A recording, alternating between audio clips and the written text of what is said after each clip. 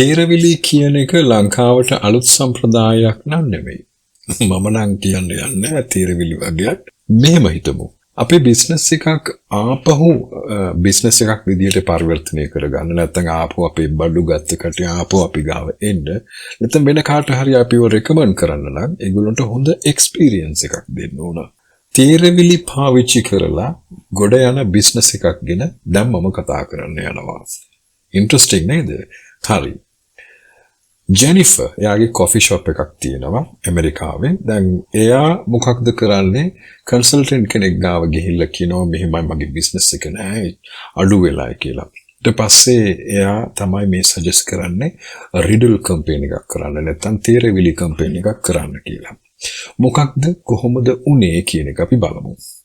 දැන් ජෙනිෆර් ගාව එන කොෆි බොන්න එන අය නැත්නම් කේක් එකක් කන්න එන අය ඒගොල්ලෝ කෑම දෙද්දී ඒගොල්ලොන්ගේ කුල කෑල්ලක් දෙනවා. ඒකේ රිඩල් එකක් තියෙනවා. තේරවිලි පද්‍යයක් තියෙනවා.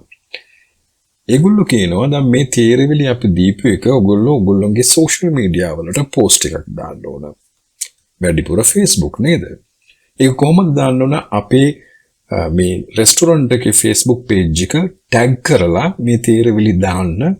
ඒතර කවුරු හරි යාළුවෙක් ඕක සෝල්ව් කරා නම් ඕකට උත්තර දුන්නා නම් ඔයයි ඔයාගේ යාළුවටයි ඊළඟ වතාවට 250ක් ඩිස්කවුන්ට් හම්බ වෙනවායි කියලා. මාසෙට 30ක් 35ක් විතර තමයි ඒගොල්ලන්ගේ කොෆි ෂොප් එකට මිනිස්සු ඇවිල්ලා යන්නේ. එතකොට දැන් ඔය තේරවිලි කැම්පේන් එක පටන් ගත්තන් පස්සේ ඒගොල්ලන්ගේ Facebook එකේ එන්ගේජ්මන්ට් උත් වැඩි වෙනවා. ඒත් එක්කම ඒගොල්ලන්ගේ බිස්නස් එකත් 100ට ඉක්මවා 200ට ඉක්මවා එහෙම යනවා.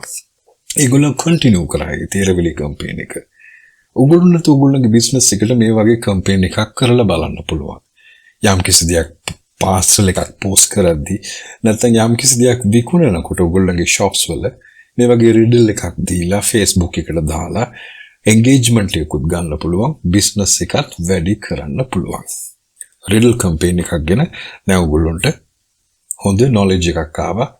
කොහොමද idea එක කරලා බලමු රිඩල් කැම්පේන් එකක්. රැඳී සිටියට ගොඩාක් ස්තුතියි. ඔබ හැමෝටම සුබ පතනවා. Good luck to you all. Bye bye. Take care of yourself.